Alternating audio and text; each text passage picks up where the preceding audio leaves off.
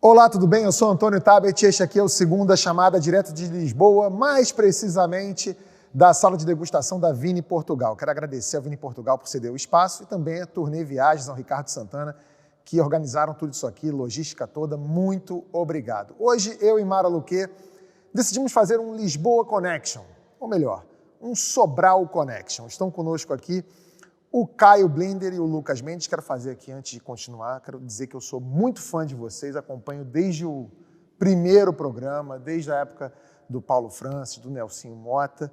E quando a Mara me falou que o Lucas Mendes ia fazer, eu falei assim, Mara, deixa o Lucas apresentar, o Lucas é o mediador, é o cara. Aí a Mara falou assim, não, vamos deixar, faz você que eu quero ver o Lucas opinando. Então eu também quero hoje ver o Lucas opinando. Obrigado, muito me honra a presença de vocês dois aqui. E além deles tem um caipira, isso mesmo, um caipira de Pindamonhangaba, que virou o filho dileto de Sobral, no Ceará, candidato à presidência, Ciro Gomes. Normalmente eu falo agora no começo do programa quais são os assuntos, mas nas últimas 2 edições deixaram claro que é melhor a gente deixar aberto, porque aqui em Portugal a conversa rola muito solta. Deve ser por causa desses vapores de vinho aqui em volta. Então, hoje nós vamos tentar falar de vários assuntos, mas não prometo nada. A imagem do Brasil no mundo, a candidatura de Sérgio Moro, a chapa Lula e Alckmin, a filiação destravada de Bolsonaro no PL e no conteúdo extra, se tiver conteúdo extra, sabe-se lá Deus, a gente aguarda para ver qual surpresa está preparada para a gente. A gente começa a Segunda Chamada logo depois da vinheta.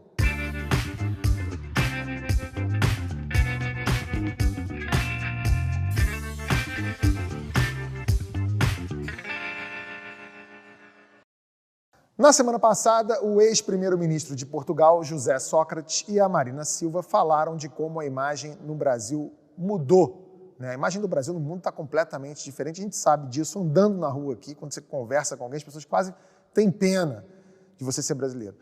Ô Ciro, a impressão que eu tenho é que os líderes mundiais estão só esperando o Bolsonaro ir embora para falarem com a gente, para voltar a dirigir a palavra ao Brasil. É isso mesmo? O que você sente?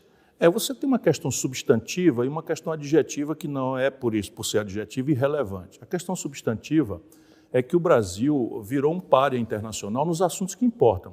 O manejo da questão ambiental, nós saímos de um lugar de protagonistas globais para um lugar de grande bandido, e com um presidente que mente descaradamente sobre dados que são disponíveis globalmente pelo acesso ao satélite.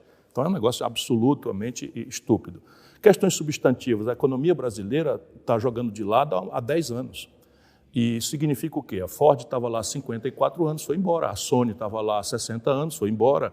E você tem todo um conjunto de variáveis que a propaganda interna não engana. Os grandes formuladores, a Economist, os jornais, os editoriais dos jornais, aqueles que leem o Brasil. Essa é a questão substantiva. O Brasil vai mal, vai muito mal economicamente, vai muito mal no manejo do território, as notícias da degradação social, de violência, são substantivas.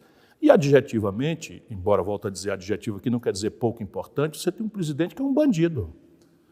Desculpa, as pessoas acham que às vezes eu uso palavras muito duras, mas é um bandido, é um marginal. Se o Brasil tivesse morrido na pandemia, a média do mundo, e o Brasil é muito acima da média da África, do leste da Europa, mas se a gente tivesse ficado na média do mundo, nós teríamos 480 mil pessoas a menos morrido. E essas 480 mil pessoas acima da média morreram pela atitude assassina, genocida do Bolsonaro. E as instituições brasileiras estão colapsadas ou subornadas. No caso, o presidente da Câmara e a maioria dos deputados viraram marginais de uma quadrilha de assaltantes, orçamento secreto, que é isso? E o mundo todo sabe disso, E o Bolsonaro, que entra no poder para denunciar a corrupção verdadeira do PT e tentar uma racionalha econômica como resposta à tragédia que o PT produziu na economia brasileira, faz o oposto. Então, adjetivamente, o Brasil é visto no mundo como um país governado com ampla maioria de apoio no parlamento, nas instituições, o judiciário, o Ministério Público, de um neonazista. Veja que tragédia onde nós estamos. Ô Lucas, você e Caio, nos Estados Unidos, vocês tinham um negacionista lá também.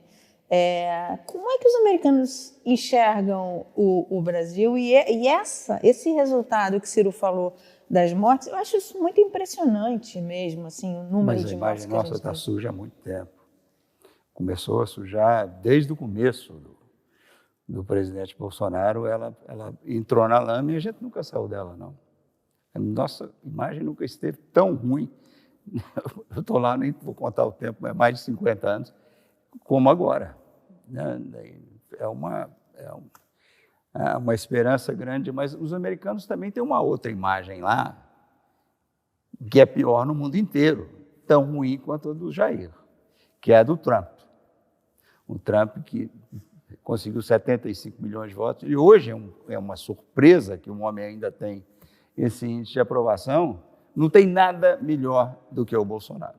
Caio, você quer... Não, a ironia é a seguinte, esse é o contraste. O consolo do Bolsonaro é que uma parte da população americana, em função do trumpismo, é negacionista. Então, ele está em casa. Bolsonaro, uma parte do país se recusa a tomar vacina, que, aliás, é uma proeza. Apesar do Bolsonaro, o brasileiro se vacinou. O brasileiro é a favor da vacina. Enquanto nos Estados Unidos, a resistência à vacina é de um setor expressivo da população. Não, expressivo, que é 30% dos sulistas. É expressivo. Se você tem um país no primeiro mundo que 30% da população não se vacina... Nega vacina? Ao contrário de... Estamos aqui em Portugal, parabéns para os portugueses, parabéns para os brasileiros, para 30% dos americanos e o chefe do Bolsonaro, que é o Trump. Mas é muito doido que o Bolsonaro, quando comparam o Bolsonaro com o Trump, eu ainda falo assim, mas o Trump pelo menos sabia ler, sabia escrever. O Bolsonaro é um cara que vai... Trump? O Trump? Sabe ler e escrever? Perto do Bolsonaro? Sabe. Não, Eu te garanto que sabe. Eu vou em socorro do Tabet. O Trump representa um conjunto de valores muito importantes pela rendição dos democratas a esse mainstream financista corrupto, não é? Que a Hillary representou com força muito grande. Os democratas se corromperam, não é? A projeção de poder americana com Barack Obama é a pior possível. Então, toda uma retórica e a questão da crise econômica estressada pela migração fez com que o Trump representasse, quando ele fala American First, não é? O que ele está falando é o seguinte: eu vou falar de novo em política industrial, eu vou de novo fazer questões protecionistas para reter o capital americano, para estimular o desenvolvimento. O Bolsonaro é o quê? Eu discordo. O Bolsonaro é um macaco numa casa de louça. Não, o Bolsonaro não consegue nem saber que é política industrial. É isso. Ele não tem nada. Eu discordo de 80%. Eu acho o Trump uma coisa deplorável. Ele nunca teve uma empresa de sucesso. Ele Sim. teve um programa de televisão. Ele é um de grande sucesso. palhaço, eu também Tudo acho. mais que ele fez deu errado. Ele nunca conseguiu ler, toda manhã ele chegava, a CIA chegava, os outros ministros, aqui tem um briefing aqui. Ele não leu, não lia um briefing. É bem provável. Ele não lia e ele só ia no instinto. Ele tinha um assessor que puxava o saco dele, que fazia tudo que ele mandava, e esse homem crescia lá dentro do Mas a diferença entre o Trump e o Bolsonaro é ignorante mesmo, não sabe nada. O Trump, ele achava que sabia mais do que os assessores e não precisava ler. Mais do que preguiça, era essa arrogância dele. Eu sei mais do que todo mundo.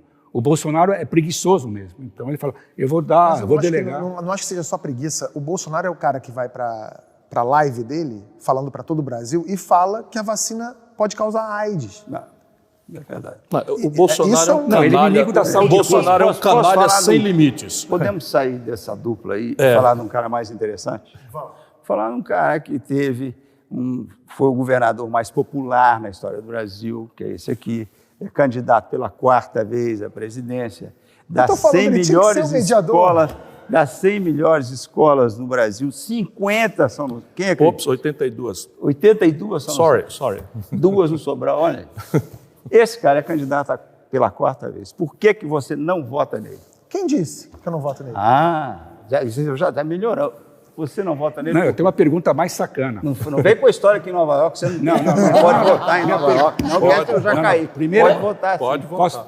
Eu tenho uma pergunta, não para o Tabet, primeiro eu tenho uma pergunta para outra figura, para o Peçanha. Peraí, por que você atropela a minha história? Não, é continuação. Não, é continuação. Estou fazendo uma pesquisa aqui. Não, eu quero Estou fazendo saber. uma pesquisa aqui Eu estou fazendo uma pesquisa aqui. Por que eu vou chegar na Mara, vou chegar em você e você atropela? Eu vou chegar. É uma mania sua. Não, eu vou chegar. Mara, Peçanha, por que você não votaria no Ciro? E, Ciro, como você vai convencer o Peçanha a votar em você? Quem fala primeiro, o Peçanha? Olha, Não é você, Tabi, é o Peçanha. o Peçanha poderia votar no Ciro se o Peçanha tivesse conhecido o doutor Ciro, tivesse arrumado ali um esquema com o doutor Ciro para guardar os carros do doutor Ciro. Isso é o Peçanha. Agora, a pergunta melhor que você fez é o que o Ciro faria para convencer... Que ele está mais politicamente correto. Ele não vai votar no Bolsonaro ou vai? Você acha que o Peçanha vai votar? Então, deixa eu acrescentar mais. O Peçanha está muito decepcionado com o Bolsonaro, mas não achou coisa melhor ainda. E essa é a tragédia Nem brasileira. Ô, Mara, você votaria Não, ele não me no achou Ciro? ainda. Ele vai me achar. Você votaria no Eu Ciro? não declaro meu voto. O meu voto é tão secreto como um de um delegado da prévia do PSDB, que você não vota. Ciro, Que vexame, que vexame. olha aqui. Você bate firme, você pega firme, bate nos seus adversários, você é implacável na sua crítica. Me fale mal de você durante 1 minuto. Por que você não votaria no Ciro? Não, veja, eu acho que eu preciso ser um pouco mais, e eu estou evoluindo para isso, mais transigente, não é, com a realidade política posta no Brasil. Eu sou muito indignado com ela, e eu gostaria muito de ser um poeta, eu não sou um poeta nesse sentido de, sabe, apreciar as emoções e confiná-las a versos metrificados e bem rimados e tal. Eu sou um cara que traquejou a vida. E na minha vida pública, sabe, eu não me corrompi. Eu estou olhando no seu olho aqui. E se isso é uma declaração pessoal, tem a seguinte: eu fui ministro 2 vezes, governador, prefeito, fui deputado federal, fui deputado estadual, nunca respondi por um processo de corrupção, nem passei absorvido num país em que... Estou procurando um defeito seu. Não, mas tem. Eu estou lhe dizendo qual é. Então, de repente, eu me lanço na política brasileira como uma espécie de anticandidato. Eu sou um penetra numa festa de brancos para a qual eu não fui convidado. Mas você está no sistema há dezenas de anos. Pois é que está. Então, lá no Ceará, eu era o poder, como ainda hoje o grupo a qual eu pertenço ainda dá as cartas na política com grande virtude popular. Nós temos esses resultados em saúde, em educação, em economia. Essa questão fiscal, por exemplo, é muito curioso, né? O tal mercado me veta, e eu sou talvez o único político brasileiro que não tem um dia de déficit na sua carreira. Eu fiz proezas que não são muito de serem ditas, mas aqui no My News cabe, talvez.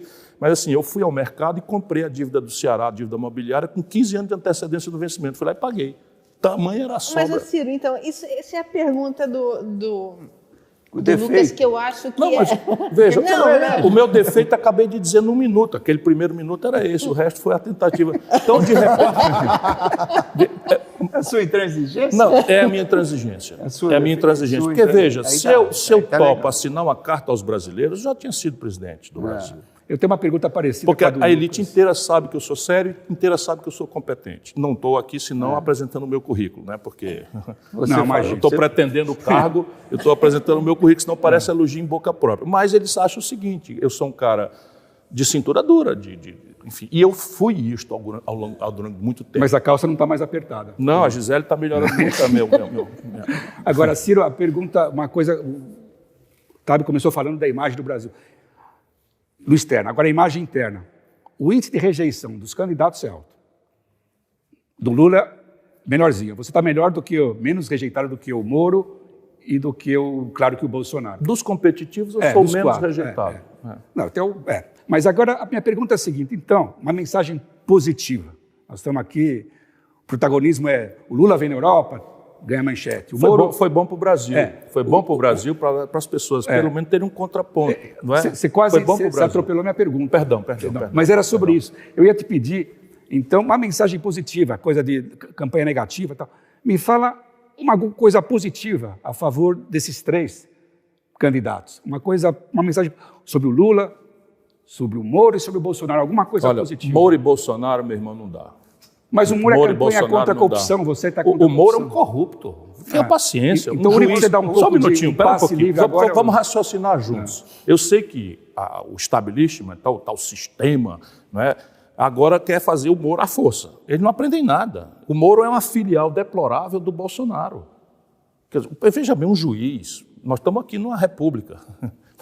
Não estamos na vizinhança aqui da civilização ocidental, onde se funda a partir da velha Grécia e tal, a França na Revolução. Francamente, em qualquer lugar minimamente civilizado, seria assim, não, um juiz julgou um político, tirou deles os direitos políticos e, em seguida, foi ser ministro do político que ganhou as eleições porque aquele político não estava participando por uma sentença dele. Isto é de uma ladroeira, de uma corrupção, porque, quer dizer, diz o Código Penal, eu sou professor de Direito, que corrupção passiva, o tipo corrupção passiva é aceitar receber ou aceitar promessa de vantagem indevida. Hoje é público que o Bolsonaro, antes de se eleger, ofereceu ao Moro um cargo de ministro vitalício do Supremo Tribunal Federal. E se isso não for vantagem indevida a qualificar corrupção passiva, temos agora o Supremo Tribunal Federal que diz que o Moro é um juiz suspeito. Então essa é a primeira dimensão. Agora quer ver outras? Francamente, Caio, nossa elite pirou. Francamente, o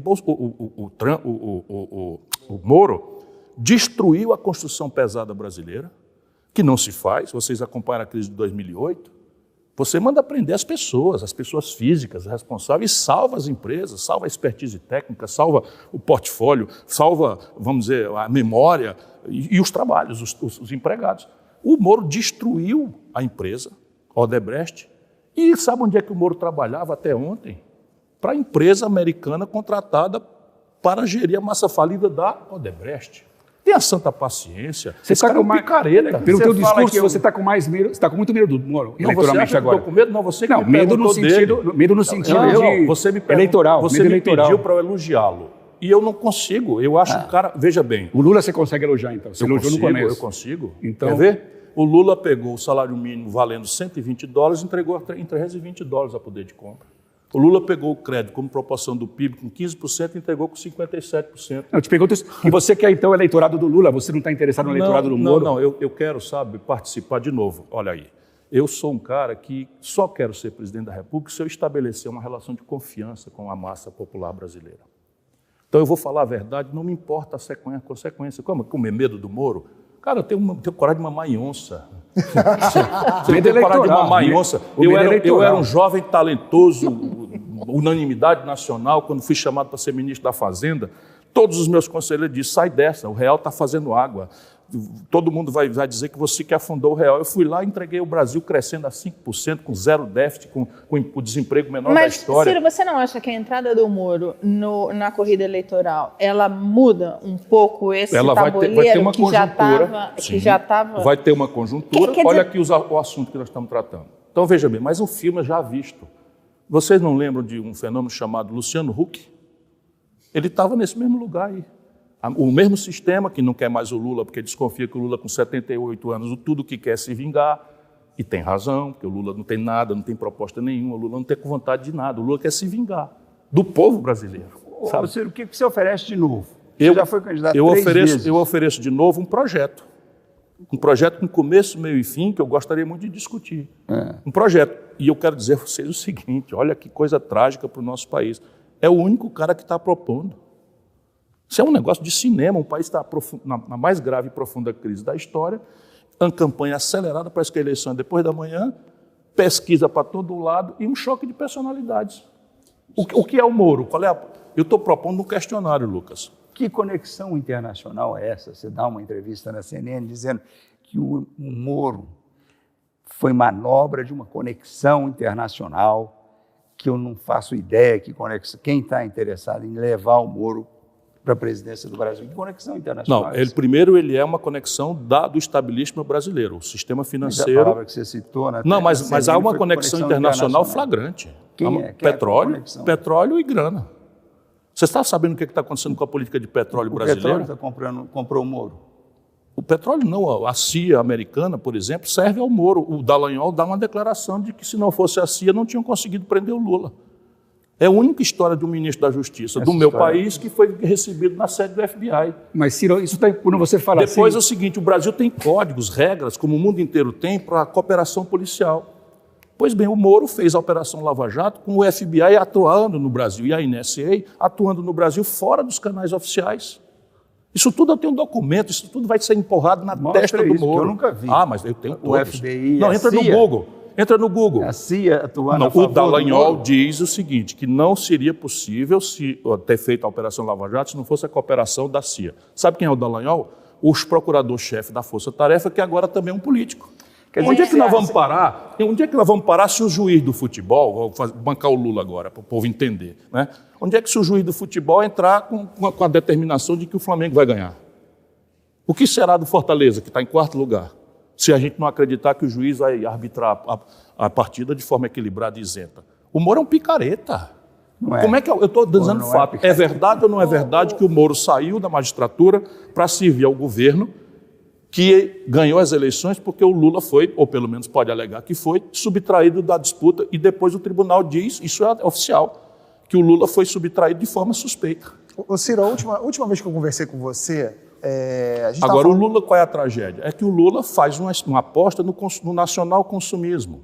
É o neoliberalismo com a ideia vã, mentirosa, de dourar a pílula.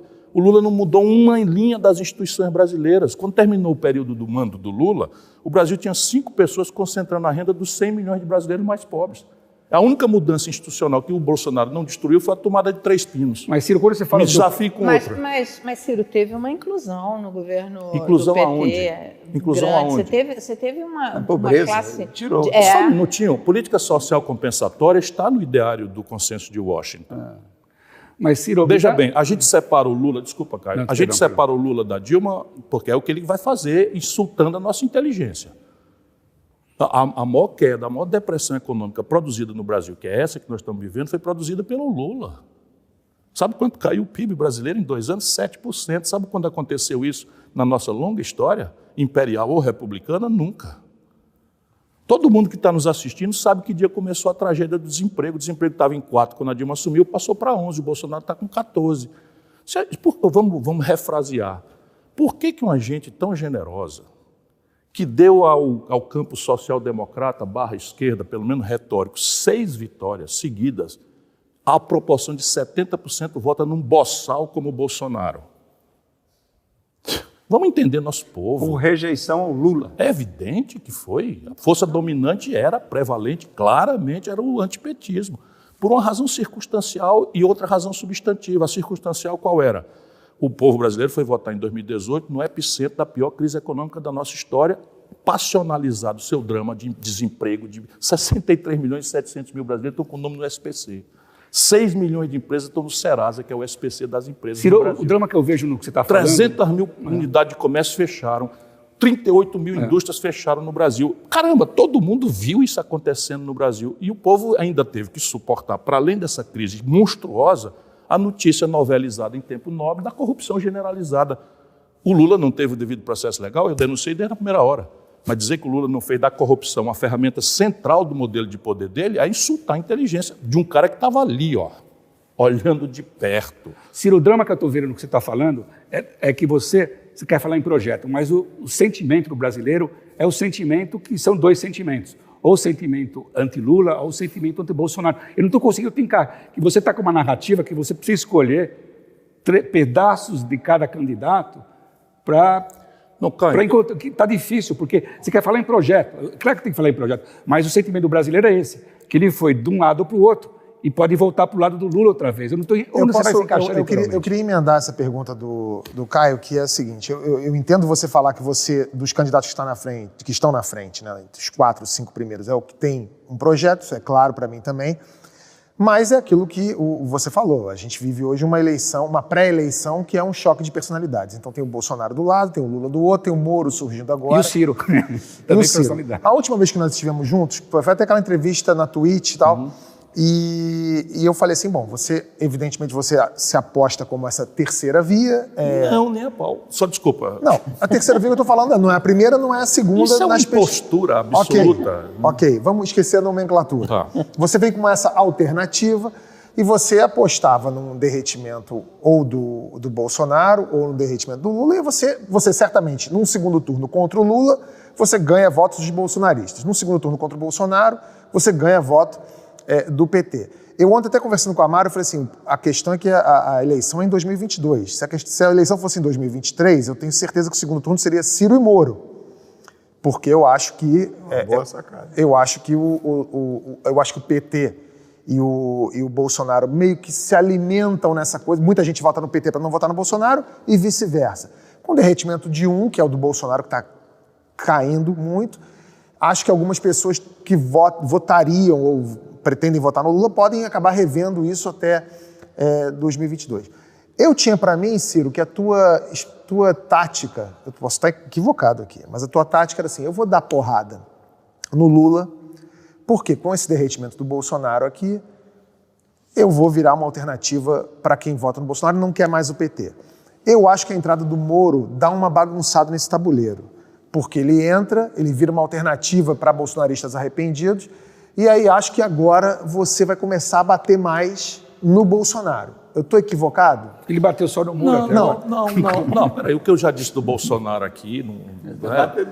eu vou no bandido. Não, mas no Moro, Deixa por eu isso só, mesmo. veja bem, quando a pessoa cultiva a honestidade intelectual, e muitas vezes as pessoas que me querem bem dizem que eu preciso optar se eu quero ser um político ou um acadêmico. E eu quero ser um político que tem honestidade intelectual. Então, veja, o que é que eu estou pensando pragmaticamente para você entender a minha tática? O que eu acho é o seguinte, que a reeleição é um mandato de 8 anos com plebiscito no meio. É tal a desigualdade na condição da disputa, da visibilidade, das condições de assinar papel e mandar um Bolsa Família turbinado, sabe? É um mandato de 8 anos com plebiscito no meio, como é nos Estados Unidos. Então, é muito improvável que esse plebiscito seja em desfavor da situação. Neste caso, vai acontecer o oposto. Então, eu acho que, neste caso, o plebiscito determina que quem vai perder nestas eleições de 2022 é o Bolsonaro. Então, para mim, é galinha morta. Vai ser derrotado. E eu, com isso, quero ver se o povo brasileiro tira o espinho do coração, sabe, de não votar contra o Bolsonaro, mas votar a favor de uma mudança. Porque o Bolsonaro não caiu de paraquedas. O Bolsonaro é um produto da contradição moral e econômica do Lula, do vazio ideológico, do vazio programático, da incapacidade, tendo tido as oportunidades de ouro que teve, de não reformar o país. Então, veja, mas esse plebiscito hoje tem data marcada, que é o que você está lendo nos jornais. Você não é um cientista político, nem os jornais são obrigados a fazer ciência política como eu sou, porque é a minha arte e a minha ciência a um só tempo. Então, veja, hoje o plebiscito está mais ou menos assim, 75 a 25. Se você reparar, faz uma leitura, vamos dizer, composta, dinâmica, porque pesquisa é retrato e a vida é filme. Né? Então, seu filho, né, conhece bem o ramo, é um emergente diretor aí de cinema. Então, veja, se nós temos 75 a 25, Bolsonaro 25, 75 contra o Bolsonaro, as melhores hipóteses para o Lula são de que ele captura 40 na melhor hipótese e 35 nas piores hipóteses, se você fizer uma coleção dinâmica das pesquisas. Cadê os outros 35 e 40? É minha tropa. Eu só preciso capturar, e eu já parto com 12. É evidente que o Moro, neste caso, ele entra para tumultuar, como o Luciano Huck entra para tumultuar, como o Mandetta chegou para tumultuar, do meu ponto de vista. Cada um deles tem legitimidade para fazer, como o Dória quer também esse lugar, o menino lá, Sua Excelência, o governador do Rio Grande do Sul, quer esse lugar também e tal. Agora, ok, o que vai nos distinguir? Aqui que eu quero uma mudança de método. Por quê? Porque na mudança de método eu ganho, essa é a minha tática.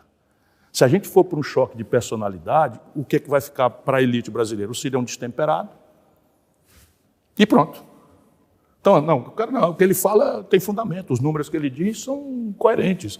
E está mais destemperado. Eu vou voltar numa então, por quê? Porque imagina se eu sou... vou voltar numa pergunta do Lucas. Então, repare, ele abriu o programa. Eu parto atrás destes 40, 45, que não são Lula nem Bolsonaro, e hoje estão claramente identificados, e são um pedaço relativo muito maior do que o Bolsonaro, quase o dobro, e empate ou maior um pouquinho do que o Lula. Se eu decompuser daqueles que estão com o Lula, porque acho que o Lula é o mais viável para derrotar o Bolsonaro, eu chamo Chico Buarque. Tem gênio mais amorável, mais amável, mais querido, mais admirável, de quem eu sou fã do que o Chico Buarque? Mas o Chico Buarque o que é? O Lula pode andar pelado, sabe, chutar a canela de Jesus, né? Ele não quer saber. Sabe? Aí, mas é a corrupção, mas assim o Brasil sabe como é, sem corrupção também não governa. Vão relativizando tudo, ensinando que o crime compensa para a nossa juventude. Eu estou noutra, cara. Então, respeito profundamente o Chico Buarque, vou dizer, o Chico Buarque não tem autoridade, não tem... Claro, parabéns. Ciro, vou fazer uma pergunta camarada para você. Digamos... Não faça não, faça mais... Você vai interrompendo de novo, porque ela pós-eleição. Você não deixa. Pós-eleição, você já ganhou. O que adianta você ganhar a eleição se você é líder de um partido tão pequeno com 15 deputados? Você falou o Trump. O Trump podia ser o que fosse, mas o Trump tinha um partido, um dos dois partidos, e conseguir aprovar. O que adianta você ser presidente se você vai ter que montar as coalizões mais esdrúxulas? Esse seu veto é de um perigo, se ele for desdobrado. É uma realidade política. Teu partido mas é uma realidade muito pequeno para todos. Não para o Lula. Não, se eu ganho, o meu partido dobra de tamanho. Não, mas o teu partido... Espera aí um pouquinho. O PT, quando o Lula se lançou candidato, tinha 13 deputados. Você vai fazer aliança com quem? Partido representa o quê? Sim, aí aliança é outra coisa. Essa aqui é a minha pergunta. Eu vou fazer aliança, eu sou do ramo, eu sou profissional, certo? Eu conheço essa gente toda. Fui colega, sabe? Fui colega do Bolsonaro, sabe? Fui ministro do Lula, sabe? Conheço eles todos, sabe? O Ciro Nogueira, que é o que dá as cartas na Casa Civil, foi meu colega deputado, sabe? Somos aliados lá no Ceará desde sempre, tal. Deixa assim. Mas qual é a minha lógica? Porque a minha lógica também é o seguinte: primeiro, o presidencialismo brasileiro tem esse defeito, que vai mitigar com a primeira eleição da redemocratização para cá, que não vai ter coligação proporcional. Vocês não calcularam ainda o efeito disso. Sabe o que é? 32 partidos com representação no Congresso vão ser reduzidos a 14. Na melhor hipótese. Que multidão. É uma multidão. mais do que 4. Sim, mas a China, mas a França recentemente teve 14 candidatos. Não vamos transformar o problema em mais grave do que ele é. Qual é o grande problema brasileiro? O grande problema brasileiro é o que eu chamo nos meus textos de paradoxo da legitimidade. O que é isso? 100% dos políticos são eleitos com o povo, interagindo com a agenda do povo. Emprego, salário, todos denunciam corrupção. Você já ouviu algum político dizer, não, a corrupção é uma coisa boa? Não tem. Você já ouviu alguém falar contra o sistema tributário? Todos são a favor de mudança do sistema tributário. Não acontece nada. Da direita, da esquerda, do centro, não acontece nada. As mesmas pessoas. Por quê? Porque no dia seguinte da eleição, o lobby, o grupo de pressão, o suborno, a clandestinidade, controlam a operação do parlamento. E isso não é trivial, mas também tem chave para quebrar. Qual é a chave para quebrar? Primeiro, propor a reforma nos 6 primeiros meses. Antecipar o processo eleitoral dizendo... eu não quero... Qual reforma você propõe nos 3 Eu tenho um meses? livro. Eu tenho um livro Qual é a escrito. primeira? Qual é a primeira Não, ela reforma? vai ser uma revisão constitucional com tudo junto. Mas eu vou dar aqui a chave de superar o paradoxo da legitimidade. Então, propor na campanha um plebiscito programático, ao invés de o Chico, Manel contra Maria, Maria contra exuberância, personalidades, etc. Meu irmão, para de gostar de político, de amar político. Isso é coisa de povo atrasado. Todo povo amadurecido bota um pezinho atrás, bota os políticos para discutir, vê com quem se identifica no diagnóstico, vê quais são aqueles que estão propondo soluções realistas, porque não existe almoço de graça, e manda bala, vota nele e espera o segundo turno para ser conveniente. Bom, se eu fizer isso e propuser nos 6 primeiros meses, eu já estou antecipando o hiato entre um presidente fortíssimo, que acaba de se eleger, e um presidente decadente a partir do 2º, 3º ano, que cai na mão do Congresso e tal. Então, a qualidade da campanha, o tempo da reforma. Mas o Brasil está com uma tragédia, entre outras tantas, que é a destruição do Pacto Federativo. Caio, o Brasil hoje tem 23 estados quebrados. O Rio de Janeiro tem esbandalhado. São Paulo não está ilíquido porque passou 8 meses. É tudo mentira. É como o menino do Sua Excelência, o governador do Rio Grande do Sul. 7% crescia mal. O governador do Rio Grande do Sul disse assim: como é o nome da sua mãe? Ele disse: eu vou dizer o nome da minha mãe, mas antes nós precisamos defender o ajuste fiscal, porque o ajuste fiscal. Sabe qual é o ajuste fiscal dele? Um liminar para garantir o calote e não pagar dívida com a União. Que o Ceará paga 12% da sua receita corrente líquida. Então, veja, como é que eu pretendo, então, superar o problema de negociação? Eu vou propor a projeto, eu vou propor o tempo, 6 meses, tudo junto, uma revisão constitucional para restaurar o pacto constitucional dilacerado, destruído no Brasil, essas loucuras que se vão fazendo. Agora, esse orçamento secreto é uma emenda à Constituição. Esse PEC dos calotes, na Constituição Federal Brasileira, uma aberração dos precatórios. Então, repare, restaurando o Pacto Federativo, eu vou trazer uma grande e generosa mediação de governadores e prefeitos para atenuar o hiato entre um presidente reformista e um Congresso reativo por lobismo. Não são reativos porque são a favor dessa agenda, são porque o lobby clandestino, então eu vou aclarar isso daí. E, no limite, eu vou propor ao Congresso, por maioria simples, que nos impasses centrais, a questão tributária é a mais grave de todas, porque vai dizer de onde vem o dinheiro para tudo mais, eu quero que isso vá direto a plebiscito e referendo popular. Pronto, acabou o impasse.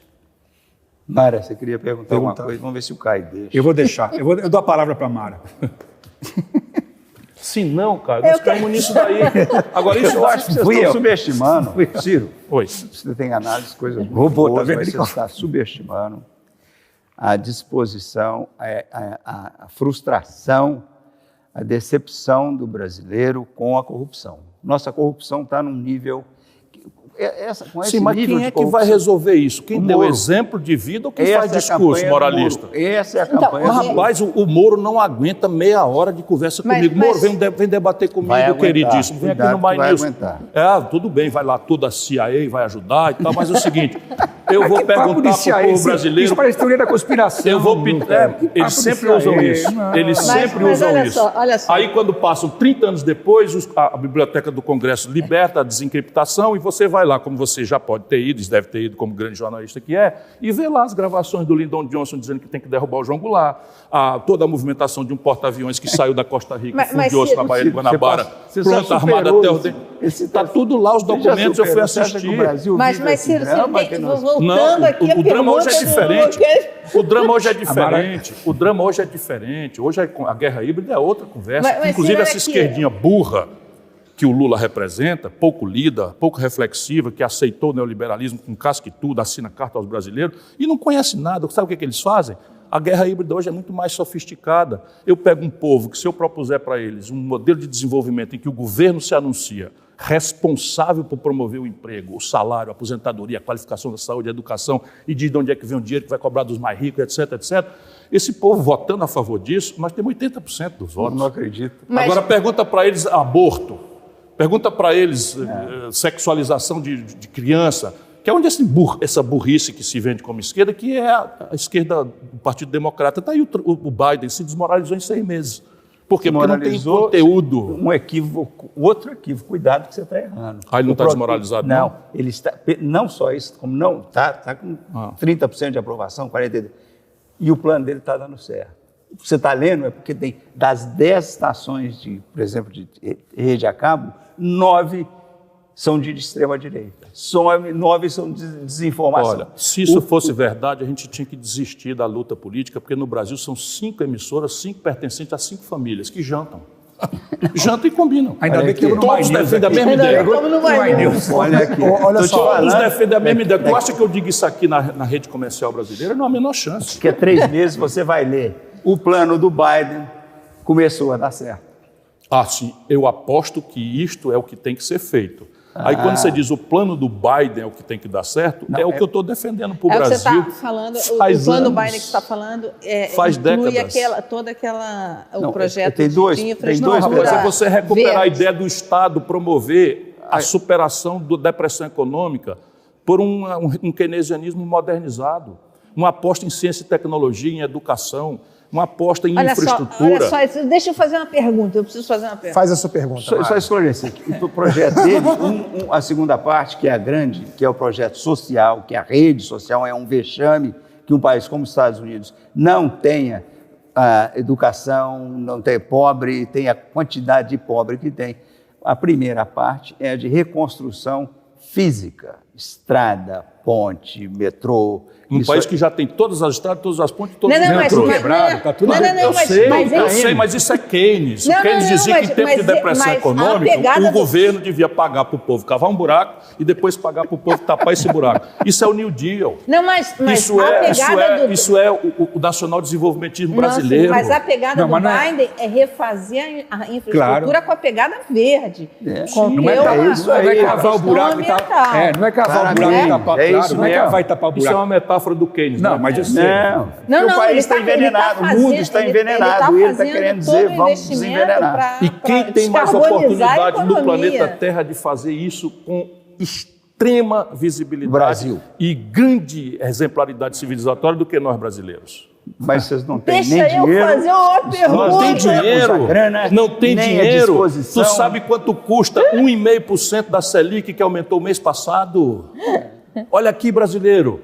Então, fiscal, né? O governador do Rio Grande do Sul, fiscal. 1,5% de aumento na taxa Selic, sabe quanto custa?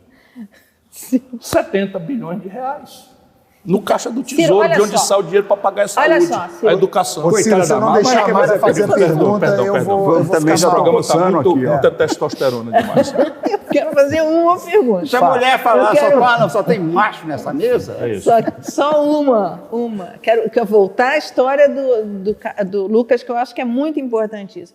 O Ceará, ele tem uma história, e você tem uma história, e o Ceará tem uma história que começou com o Tasso e se perpetua até hoje com o Camilo Santana, muito bem sucedida no trato do dinheiro público, inclusive trazendo investimentos estrangeiros e parceria público-privada. Você tem isso no Ceará. Reformas. Mauro Benevides Filho fez reforma da Previdência no Ceará.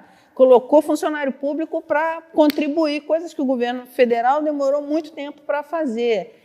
A história econômica do Ceará ela é muito bem sucedida, está sempre bem pontuado na questão fiscal e tal. Só que isso, para o povo brasileiro, e não é só o povo brasileiro, assim, você é um nome que hoje menos, mas já foi mais olhado com receio no mercado financeiro, que advoga dessas ideias do que foi feito no Ceará. Calma, não fala. Sem a CIO, sem a FI. Então, assim, e que é muito bem sucedida.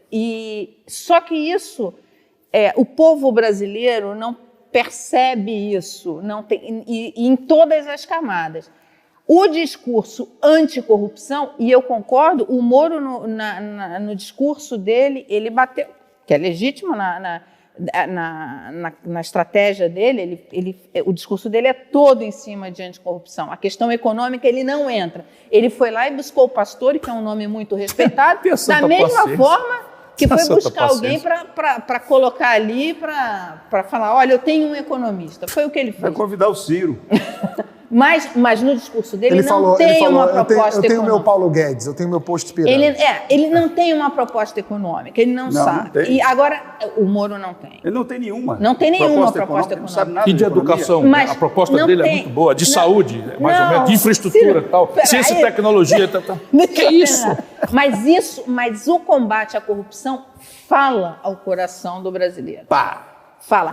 Isso, o que o Ceará conseguiu, é um projeto de Estado, não é um projeto populista. E não fala o coração do povão ali, não vê, não só o povão, a elite também, entendeu? Aí, o que vocês fizeram no Ceará é um projeto de Estado muito bem sucedido. E a gente tem conexão aqui falando de um grupo de empresários portugueses que estão indo a convite de um prefeito do Ceará que quer levar investimentos para lá. Foi feito com o Porto de Roterdã, enfim, vocês têm muitos. Mas as pessoas o eleitor não olha isso, entende? Porque não é uma coisa populista. Como é que muda isso? Qual era o estado mais bem sucedido na economia quando o Aécio perdeu da Dilma? Era Minas. Minas teve uma... Minas está quebrado, Lucas. Agora. Isso é tudo mentira. A gente fica muito vulnerável.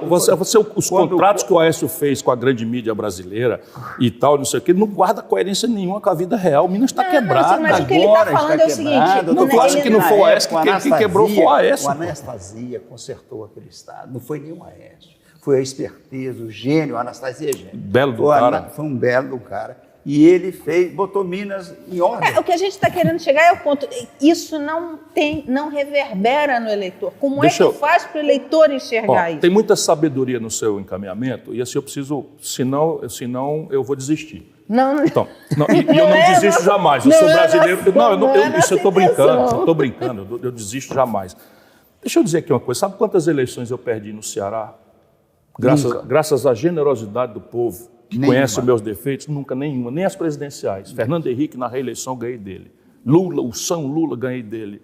Percebe por quê? Porque o nosso povo tem testemunho concreto. Claro que a gente não fica lá discutindo que faz 30 anos que o Ceará não fala em desequilíbrio fiscal. 30 anos. Você fez uma grande homenagem a quem fundou isso, foi o Tasso Gereissati, não é, que é um irmão, amigo que eu quero bem, admiro, e que foi tirado do caminho, que seria o grande cara para ter presidido o Brasil cara para ser presidente. Na sucessão do Itamar. E o Fernando Henrique deu uma rasteira nele e está aí até hoje, está aí esse vexame que está uma ideia belíssima que foi jogada na lata do lixo, que é o que o Lula fez também, uma oportunidade de ouro, 86% de popularidade, não reformou nada do país. Agora, por que o mercado não me tolera? Não é pela minha história, o mercado tem informações, relatórios, sabe tudo dessa história. O mercado não me tolera, eu vou explicar aqui com alguns números. O IPTU de São Paulo arrecada por mês o que o Imposto Territorial Rural, que é o IPTU das fazendas, paga por ano no Brasil. É verdade. O Ceará cobra 8% sobre as grandes heranças, porque tem um teto do Senado. O Brasil cobra 4%, as grandes heranças. O tributo sobre patrimônio, que agora com a pandemia aumentou no Brasil inteiro, o Brasil não cobra. Eu fui ministro da Fazenda, cobrei um imposto sobre lucros e dividendos empresariais que só o Brasil e a pequena Estônia não cobram. Caramba, só o Brasil e a pequena Estônia não cobram. Eu cobrei quando fui ministro da Fazenda. Eu fiz a intervenção do Banesp e do Banerj, o mercado não me tolera. Sabe o que? Não, deixa eu explicar. Sabe o que era o Banesp e o Banerj? Emissores secundários de moeda. Então o governo de São Paulo, afundado em crise, emitiu um papel dizendo vale R$1 milhão, um título. O mercado dizia assim, isso não vale R$2, porra. Porque o Estado quebrado, como está quebrado até hoje, tudo mentira. O Dória está dizendo aí que é o ajuste. Mentira. Passou 8 meses sem pagar dívida com a liminar. Quando caiu a liminar, capitalizou no fim. E o Ceará paga todo mês 12% da sua receita corrente líquida. Todo mês direitinho, há 30 anos. E esse crescimento de 7%? Repica. Então, repare. Não, mas você crescer 7 em cima de uma queda de 5... É bom. É o que o Brasil vai experimentar em 2021. 4,8 contra uma queda de 4,5. Que é o seguinte, mas eu conheço só um minutinho, gente deixa eu que só leu seu dizer, livro. eu quero dizer coisa a mais, 35% de imposto de renda, eu criei, eu cobrei, eu fiz, então o Banesp era o seguinte, vale R$1 milhão, aí o mercado dizia assim, isso não vale 2. Aí o Quercia dizia, o Maluf e tal, essa gente aí, Banespa, compra aqui por R$1 milhão. Aí o Banespa, que não tinha o dinheiro, comprava por R$1 milhão, o governo ia gastar, e eu pegava R$1 milhão, que não tinha, ia pedir emprestado ao Bradesco. O Bradesco disse, ok, eu compro esse título de R$1 milhão por 200, e tu me paga 20% de juros no mês. Isto era o Brasil. Aí o ministro da Fazenda foi lá, acabou a brincadeira, olê, olê, olá, intervenção num, intervenção no outro, no mesmo dia. O Banco Central voltou no Brasil a ter o monopólio da emissão da moeda. Sabe quando é que vão me perdoar? Nunca. Não, Ciro, eu conheço gente do mercado financeiro que leu o seu livro. Essa é a minha história.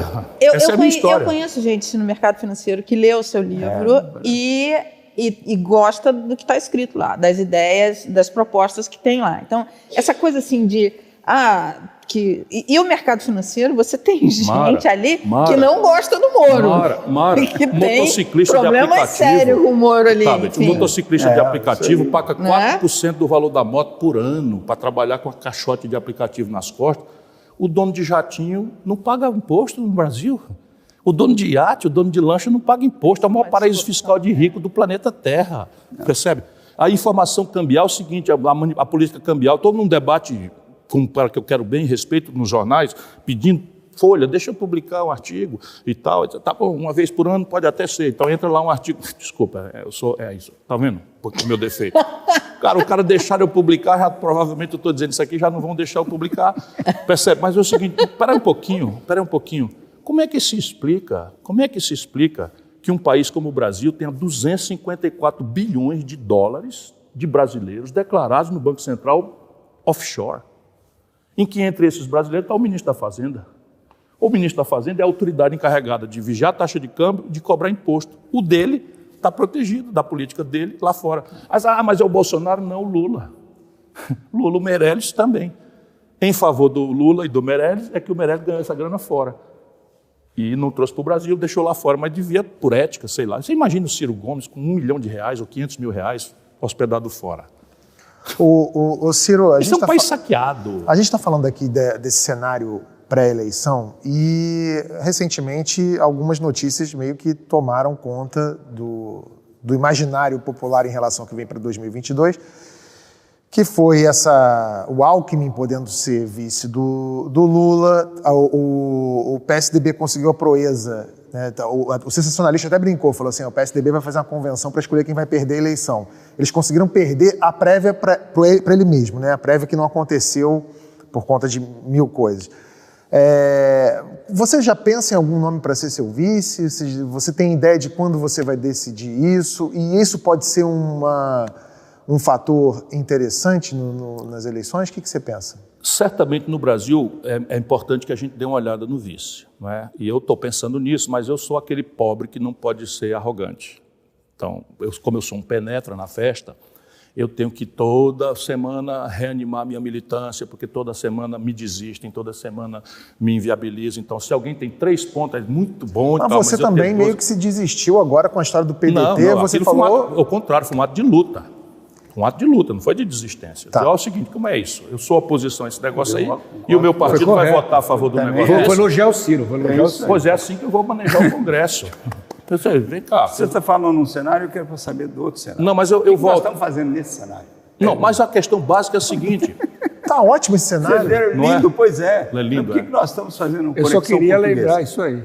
Não, muito bom, muito bom. É porque calhou aqui. Todo mundo está aqui. É porque a gente vai ter uma última pergunta para falar de Lisboa que você vai ver. Então veja, o PSDB e o PT manteram na goela do povo brasileiro por 20 anos que eles eram os antagonistas ao redor dos quais nós tínhamos todos que nos posicionar com qualquer que fossem suas contradições. E agora o Lula se considera autorizado a chamar o Alckmin para ser vice dele. O que é isto? É para fazer o quê? Qual é a ideia que vai sair daí? Percebe? É isso que eu estou tentando dizer. A gente pode atravessar a pior crise da história brasileira com números concretos, 40% da força de trabalho brasileira na selvageria da informalidade, trabalhando 70 horas semanais para levar 2 pilas para casa.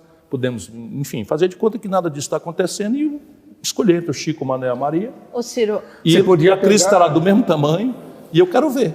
Você podia escolher o Alckmin para ser seu vice e a ser Pindamonhangaba Connection. Dois candidatos Pindamonhangaba, mas veja, aí não teria uma contradição, porque eu sempre denunciei a mentira que o PT e o PSDB fizeram no Brasil. Se você for recuperar a minha história, que é que eu chamo em meu socorro, eu defendi lá atrás uma aliança do Tasso com o Lula. Por quê? Porque havia absoluta afinidade naquela data entre as nossas concepções. Certo? Se é que a gente pode dizer que o PT alguma vez na história teve concepção. Mas havia ali uma genuína solidariedade difusa com os pobres, um moralismo. Ou todo mundo não lembra que o PT era a chibata moral da nação? Quer dizer, esse discurso aí não aguenta 2 dias de governo. Você ia falar alguma coisa? Achei que você queria. Não, o Lula é um animal político de se tirar o chapéu. Ele é um mas cara, sem dúvida. O fato dele chamar o Alckmin, como chamou no passado, e depois o próprio Temer, como chamou o Alencar. Opa, peraí, Alencar é outro assunto. Peraí, deixa eu só falar assim. Quando ele faz a carta aos brasileiros, quer dizer, ele faz visando que tenho que mexer nisso aqui para conseguir me viabilizar. Ele vinha de 3 eleições, né, que ele tinha perdido, e ele faz isso porque ele fala, sem isso eu não consigo me viabilizar.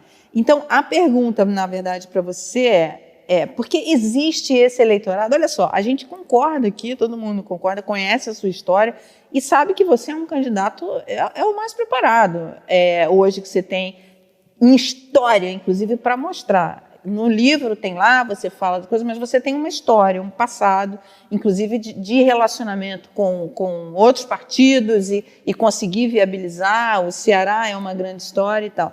Mas o que a gente está falando aqui é o seguinte, isso não chega, você fala, chega na população do Ceará. Chega, porque eles experimentaram isso, porque viveram isso. Mas o restante do povo brasileiro não vê isso, não está olhando para lá. Ele não conversa com um cearense todo dia para trocar essa informação. Então, assim, a escolha de um vice-presidente nesse momento, um movimento estratégico importante para pegar esse eleitorado, enfim, o eleitorado mais conservador, porque não adianta você falar para convertido. As pessoas que te conhecem. Então, como é que se cria isso? Como é que faz isso? No meu caso, só tem uma saída. Eu preciso estabelecer uma profundidade de relacionamento com o povo brasileiro neste momento, em que eu represente, para além de uma personalidade, uma linha de opinião, uma corrente programática. Isso vai ser uma coisa empolgante? Não, porque isso está no campo do racional, não está no campo do emocional. Então, o campo do emocional é o seguinte, lá na frente, se eu tiver uma base social, com uma corrente de opinião que replique o conjunto básico de ideias e tal, etc., isso é o meu modelo de poder. para responder aquela pergunta do Caio. Porque senão nós vamos cair na seguinte síndrome. A seguinte síndrome: este modelo é a porta da tragédia. Todo mundo pode achar que o Lula é um animal político. O Lula passou 580 dias na cadeia, eu não aguentaria passar 2. Sabe, a minha dignidade, Você não sabe como que é, minha autoestima, o meu pudor não me permite andar na rua, entrar num bar, o cara me chamar de ladrão e eu não reagir. O Lula não bota a cara na rua. Isso deu certo. A Dilma foi caçada, o Collor foi caçado, o Michel Temer saiu pela porta dos fundos, o Bolsonaro está desmoralizado, não pisa na rua. Que modelo é esse? Eu quero ser, se e somente se, a minha relação com o povo brasileiro for uma relação de liderança respeitada, restaurar a autoridade. Sabe quando é que eu vou vender minha alma para ser presidente do Brasil e dizer amém para Lira? Sabe, o Lira para mim é um bandido, já tá com o dinheiro acertado para ser o próximo. Então pronto, elejam o Lira, elejam o Lula, pô. Mas, Ciro, esse cenário eu estou noutra, ou muda ou eu não quero ser. Mas, Ciro, esse cenário... quero ser, sabe para quê? Para liderar a mudança. Mas esse cenário já existia em 2018. Olha a emoção, eu quero mudar o Brasil, olha aqui. Só eu sou capaz de mudar o Brasil. Mas, Ciro, aqui está a emoção que eu posso te dar, meu povo. Ciro, esse cenário já existia em 2018. Já existia em 2018. Claro, esse cenário. Claro. Mas olha onde você está aqui de volta tentando outra vez. Olha que honra eu estou tendo. Olha que honra eu estou tendo. Sabe, eu venho de um estado, eu sou um penetra. Eu sou um penetra em festa de branco. Eu e a maioria esmagadora do povo brasileiro. Não, você é branco. Se fosse você... Eu estou falando em festa de barão. Então vamos trocar. De fato, eu já peguei 3 cânceres de pele porque eu acho tão ruim essa cor que botava beterraba com óleo de cozinha para queimar. Obrigado, é novo. A Gisele que comprou. Então veja. A televisão gosta dessa cor. A Gisele cuida de mim tudo. Então veja. Esta margem lá atrás estava dada. Por que nós caímos no Bolsonaro? Vamos refletir, porque tem a ver com o hoje. O Lula, com a força dele, mentiu descaradamente para o povo brasileiro, generoso que é, dizendo que era candidato de dentro da cadeia. E entupiu o debate. E aí lá se vai PCdoB, lá se vai PSOL, lá se vai não sei o que, todo mundo. O Boulos abriu. Boulos, que é a esquerda juvenil, de quem se esperava um mínimo de intransigência, já deixaram por menos. Todos deixaram por menos, porque o Lula tem essa capacidade de apodrecer. Você tem mágoa do Lula não ter te apoiado mágoa não é um sentimento que se possa cultivar em política. Eu tenho muita raiva do mal que o Lula promoveu ao Brasil, porque todas as pesquisas mostravam que eu ganhava. Todas as pesquisas mostravam que eu ganhava. Isso inviabiliza qualquer conversa com o Lula? Conversa não, eu sou uma pessoa do diálogo com todo mundo. Agora, eu estar no palanque com o Lula, pode esquecer que não acontecerá jamais. E conversa com o Moro, você não conversa? Nem a pau, Juvenal. Mas o Moro tem que conversar com todo mundo. O Moro, eu lavaria a mão se ele estendesse a mão. Se era um lava-jato. O Moro é um picareta. O Moro é um picareta, atenção, povo brasileiro. O Moro recebia auxílio moradia. Sabe o Bolsonaro? O Moro recebia auxílio moradia tendo um apartamento. Essa história... Percebe? Eu abri mão das pressões das aposentadorias que eu tinha direito com 36 anos de idade e era R$86 mil. Eu não fui morar no Palácio. Vamos estabelecer a questão. Então o cara é contra a corrupção e eu sou o quê? Eu não fui morar no Palácio porque considerava um privilégio que não cabia para os meus filhos, porque eu não ia garantir aquele padrão de vida para eles. Aí implementei essas moralidades brasileiras, ex-ministro, ex-governador, ex-prefeito, ex-deputado, com 36 anos, três aposentadorias pro resto da vida. Não aceitei receber. Estou contando agora porque a Gisele disse, tu tem que contar essas coisas. Pois agora tu vai ser rico. Aí o Moro combateu. Eu rico? Você não me conhece. Eu estudei a maior parte da minha vida na escola pública. Olha aqui. Pois é, a maior parte da minha vida na escola pública. Você não pode dispensar essas 3 aposentadorias. Sim, mas eu abri mão, cara, eu renunciei, não é negócio que eu adiei para outro dia, não, renunciei. Eu sei, mas... Aí o seguinte, o Moro é combate à corrupção e eu faço o quê? Eu sou o quê? Mas volta a pergunta da Mara, o que revela? Não espalha nós estamos dando o que vai viabilizar? O que vai viabilizar? Uma aposta humilde na inteligência do povo. Então eu vou trocar o método, porque ciclicamente, esse ciclo está dado, o Brasil faz isso. Na redemocratização, vocês todos estavam dizendo, na antecedência, não é culpa de vocês, quem ia ganhar, Ulisses Guimarães ou Aureliano Chaves? Os caras ficaram com 2%, foi para lá um tal de Collor, que foi empacotado pela elite brasileira como um moralista, Caçador de Marajá. Caçador moralista, é o cara da moralidade. Essa é a frase vencedora da eleição. O caçador de Marajá, capa da revista Veja, de Marajá da Globo, é isso aí. É a bandeira Porra, de Moro, será possível? o candidato da CIA e do FBI, como diz o Ciro. Não, peraí, tenha calma. Mas olha só, Ciro, a capa da Veja... Faz sentido na cabeça de alguém que um país que gasta trilhões de dólares para ficar no Afeganistão, para interferir no Irã, para não sei o que e tal, não vai se imiscuir nas eleições brasileiras? Vocês estão loucos. Vocês estão loucos. Todas as vezes Ora, mas entraram, os arquivos que a gente conhece no Chile, do Brasil... E se queimaram. Sim, mas então, eles aprendem.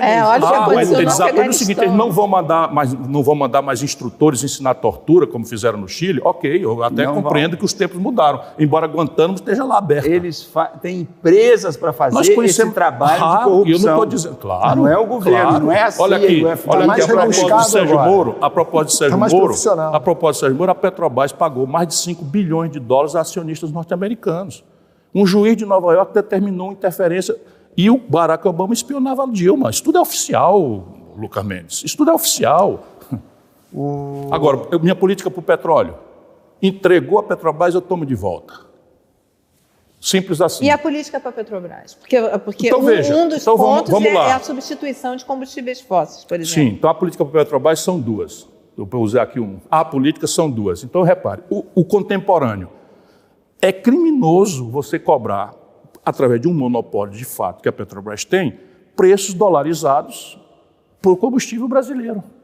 Criminoso, você abandona custo Petrobras para fazer preço de oportunidade se eu estivesse vendendo petróleo em Roterdã e eu importo crescentemente volumes de gasolina em querosene de aviação no Brasil, tudo 100% importado. O que vai acontecer? A Petrobras vai ter agora uma política de preços compatível com os custos Petrobras, mais uma rentabilidade em linha com o mundo, que é de 6%. Sabe quanto é o lucro da Petrobras? 37%, 6 vezes o lucro do mundo. E sabe o que eles fazem com o lucro? Não estão pagando a dívida, estão melhorando o balanço, não estão antecipando a distribuição de royalties, de dividendos, sem pagar imposto. 72 bilhões de reais no ano da graça de 2020. As ações da Petrobras estão lá embaixo no mercado externo. Essa questão do preço da Petrobras, a gente ia precisar de um outro programa aqui. A Petrobras tem que ser transformada, esse é o longo prazo. Eu estou com um programa todo aí na internet, entre nas minhas redes para vocês verem que está todos os números lá, para você ver o assalto que o Brasil está sofrendo. Então lá está dito que eu vou transformar a Petrobras numa grande, moderna, a maior do mundo, empresa de energia. Aí isso é teoria? Não, é o seguinte, sabe onde é que já tem um polo de hidrogênio verde nascendo?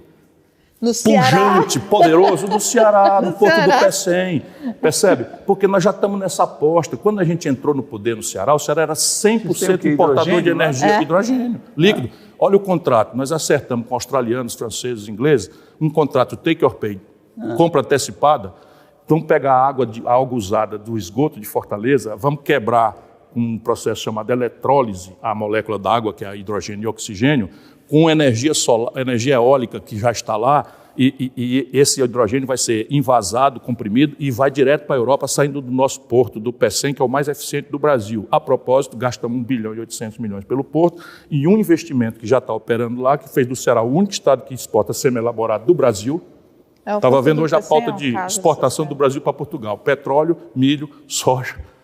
Só o Ceará exporta semi-elaborado. Melão e tal, essas coisas.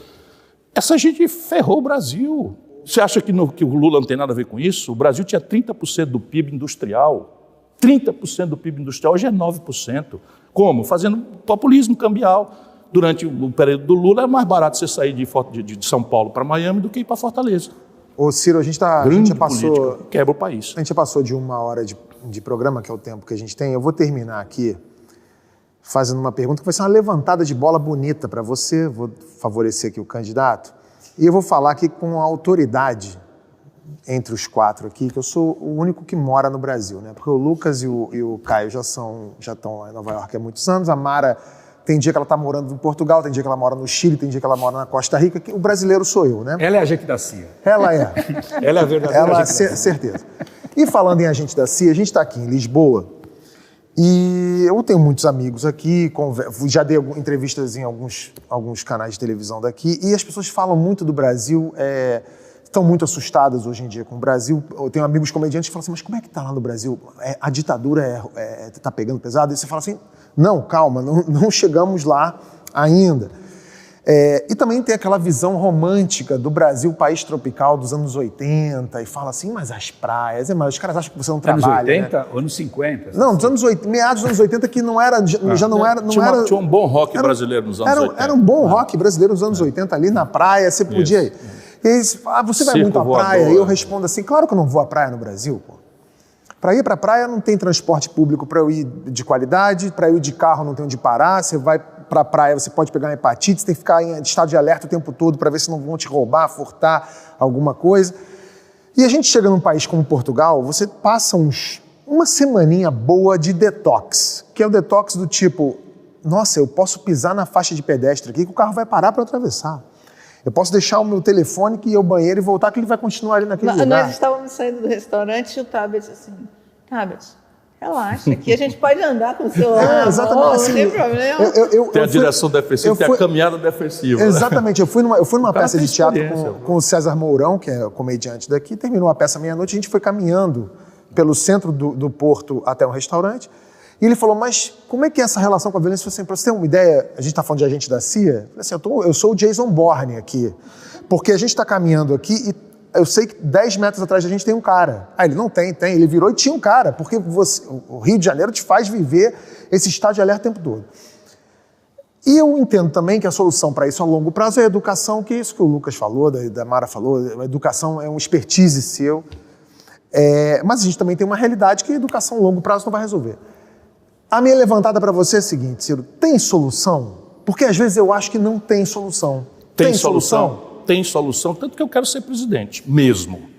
Você não tem ideia de quanto é conceitualmente simples eu sustentar com muita convicção e muita emoção de que se tem um país no mundo que tem solução é o Brasil. Aí eu faço o quê da onde? É uma patriotada? Não, é assim. Entre 1930 e 1980, o Brasil é o país que mais cresceu entre os países do mundo, o país mais cresceu. Crescemos 6,7% ao ano, todo ano, em média. Caía ali para 4, que ia 15 no outro. Negócio de doido. E explodiu o Brasil se reconhecia. Então, bossa nova, cinema novo, bicampeonato de futebol 58, 62 ditadura. E tal. Não, eu estou falando 58, 62, não tem ditadura ainda. Desculpa. Não é? Então, veja, aí pronto. Então, você tem o seguinte, Guerra Fria e tal. Mas, sob o ponto de vista modelar, porque a economia política ela não está muito preocupada com democracia, lamentavelmente. China, Coreia e tal, mas assim, a ditadura replica o mesmo modelo. O velho Geisel cria o polo de Camaçari, então o Brasil cresce entre 30 e 80, 50 anos, 6,7% ao ano. E era um país muito precário, sabe? O povo vivia no campo, iletrado, não tinha oportunidade de nada. A base física não era reconhecida, nós não tínhamos petróleo, não tínhamos província mineral. Hoje é o oposto, irmão. Economia do século XIX, o maior estoque de terras agricultáveis do planeta Terra por ocupar, com ganhos de produtividade que só o Brasil mostra para o mundo. Que é isso? O cerrado, que era meio inviável, a Embrapa vai lá, faz uma variação genética na soja, a soja, pum, explode. O Ceará está produzindo trigo agora na Chapada do Apodi. Você imagina, a Embrapa desenvolve o caju clonado, e a gente não tem mais mata de cajueira, tudo plantado, o cajueiro replica exatamente o mesmo caju. Percebe? Então, terra agricultável, século XIX. Recursos hídricos, 1 de cada 12 litros de água saudável do mundo, fora um aquífero que está no subterrâneo da Amazônia, onde o céu é o limite, provavelmente o Brasil tem 1 de cada 5 litros de água potável do mundo. Então aí você vai, província mineral, tudo, mas o explosivo é o petróleo. Nós temos 20 trilhões de reais já identificados. Esses canalhas estão entregando a preço bruto para o estrangeiro. O Brasil virando um produto, um exportador primário como era no Brasil colônia. O que é isso? Aí o século XXI, a economia do conhecimento, aí está a tragédia. Mas a economia do conhecimento é uma aposta no cérebro das nossas crianças. Sabe, o Brasil não garante creche, no Ceará nós estamos indo para universalizar. Universalizar a creche em tempo integral. Na minha cidade vai ser a primeira do Brasil, Sobral, é onde a gente começa, onde a gente experimenta e faz o ensaio. O nível médio profissionalizante de tempo integral já é metade da matrícula no Ceará. A evasão escolar no Brasil é 60%, no nível médio no Ceará é 1%. Pô, deixa eu fazer, eu sei fazer, percebe? Qual é o problema brasileiro? Não é físico, não é humano, o problema brasileiro é político. Por quê? Porque nós temos uma tragédia que é o velho modelo dependia de 2 variáveis que morreram, não é mais replicável, dinheiro estrangeiro de longo prazo e barato, sumiu disso lá na crise de 79, com o juro americano. Aliás, o Guedes está falando que ele quer os petrodólares. E a outra razão é que a gente não entendeu a aceleração e a complexidade da inteligência tecnológica. O que o Lula tem para nos dizer sobre isso, pelo amor de Deus? Ô, Chico Buarque! O que o Lula tem para nos dizer sobre isso? Acelerou a tecnologia e o Brasil agora é um país que está primarizando a sua economia. Mas é uma tendência do mundo. Que mentira é essa? A China era um Brasil. A China era 1% do comércio do mundo ontem, em 1980. A China hoje é 20 Brasis. Porra! O que o chinês tem que nós não temos? Só inteligência política, cara. China? É. Tem população. E nós não temos? E uma ditadura. Tem um regime que ninguém contesta. Eu não estou pedindo. Pois China. vamos lá. Eu sou o cara que condena o sandinismo envelhecido e podre. Eu sou o cara que condena o chavismo podre. Faz muito bem. E tal. Sim, mas porra. A China é foda. A China é diferente. Para cada Ciro tem 10 Ciro lá. Hein? Tem 10 Ciro na China. Leia o Xi Jinping em português. Ou se quiser ler em inglês, ou se quiser ler em francês, ou se quiser ler em alemão. É um conceito. É um conceito. Ok, a institucionalidade dele não é replicável. Nem me interessa replicar. Não me interessa replicar a institucionalidade. Ciro, mas o nosso caminho é mais fácil do que o deles. A China importa do Brasil a comida, cara. A China está agora entrando em Angola, e o Brasil de costas para isso. Entrando em Angola, eu fui lá visitar os angolanos aborrecidos, porque o Brasil não presta atenção neles. Aí os chineses ocupando tudo lá e tal, e o Brasil perdendo a oportunidade. 184 mil brasileiros estão morando em Portugal. Sabem, procurando segurança, a classe média procurando segurança. Que é isso, irmão? Você tem que ter mais medo do imperialismo chinês do que americano, se eu fosse você. Não, o imperialismo não presta ponto. Eu sou um brasileiro apaixonado pelo Brasil e eu sei que o que o mundo quer para o Brasil, pouco importa a institucionalidade, o que o mundo quer para o Brasil é um buraco de mineração e uma província de produção de proteína. Na divisão internacional do trabalho, é isso que está marcado para nós. E o Brasil só mudará isso no cotovelo. Ninguém vai nos deixar crescer, ninguém vai nos deixar a desindustrialização brasileira. Então, Fernando Henrique, teoria da dependência. Ora, porra, a indústria brasileira nasceu porque nós inventamos aí um negócio muito ineficiente que é o protecionismo. Não é disso que eu estou falando. Mas, assim, o juro do mundo é zero, o Brasil é o maior do mundo e em ascensão, em plena decadência econômica. A tecnologia é uma centralidade do ato de consumo e nós estamos simplesmente fora da discussão. E aí o debate político brasileiro é Lula com Alckmin. Que é isso, pelo amor de Deus? Que é isso? Se quiserem, vão. Eu vou estar na luta para oferecer um caminho diferente. Bom, segunda chamada de hoje termina por aqui. A gente já teve mais de 1 hora de programa aqui, foi muito bom. Obrigado. Obrigado a você. Prazer tê-lo aqui. Caio, obrigado, Mara. Obrigado, Ciro. Boa sorte. A gente janta hoje, não? Bom, com o maior prazer. Não sou candidato a vice. Estou fora. Mas daria um grande nome, porque é uma introdução na confiabilidade que você merecidamente tem no mercado. Né? E nem a gente da CIA. Não, isso eu sei que você não é. A gente da CIA você é um excelente brasileiro, também não. Veja, a gente da CIA, inteligência é um negócio moderno que o Brasil precisa aprender a ter. Inteligência não significa negócio desse filme de James Bond, não. Inteligência é o seguinte, é você saber proteger seus interesses, você não tomar bola nas costas, proteger suas riquezas, sabe, projetar o seu poder, a sua compreensão do mundo, dos seus valores humanitários para o planeta. Isso é essencial. Eu vou montar um sistema de inteligência e contra-inteligência ultra profissionais no Brasil. Cuidado com a paranoia. Não tem paranoia nenhuma, rapaz. Eu conheço a história do mundo. Me chama. Eu conheço a história do mundo. Eu conheço a história do mundo. Você sabia que os americanos desenvolveram a legislação? Só está encerrando aqui, depois vocês cortam. Os americanos desenvolveram a legislação. Eu sou professor de direito, não é? Eles desenvolveram a legislação que é o seguinte: qualquer empresa que acesse o mercado americano ou que cote suas ações na bolsa americana são jurisdicionáveis da justiça americana. Aí meteram um cara dentro da Embraer para preparar a usurpação pela Boeing. Eu fui para os planetas Terra, consegui sabotar, está aí de volta. A Embraer é nossa. E a empresa de aviação mais rentável do planeta Terra, cara. Mas o avalia as empresas chinesas também. Hein? Eram as empresas chinesas. Por quê? Esse tipo de legislação americana tinha um alvo, era... Sim, mas eles meteram, um juiz mandou botar lá um cara dentro da Embraer e o Brasil engoliu essa. Depois mandou botar um cara dentro da Petrobras. Aí a lei de partilha, isso aqui, ele sabe. Né? Vai ver a história do Mossadegh, Google, Mossadegh, Irã e tal. Ora mais, os americanos estão fazendo o que é papel deles, defender seus interesses estratégicos. Você imagina o seguinte, a Força Aérea Brasileira, um dado, a Força Aérea Brasileira para levantar um caça, Gripen depende de querosene de aviação importado dos Estados Unidos. Tenha certa paciência, esse não é o meu país. Até semana que vem com mais uma segunda chamada. Tchau.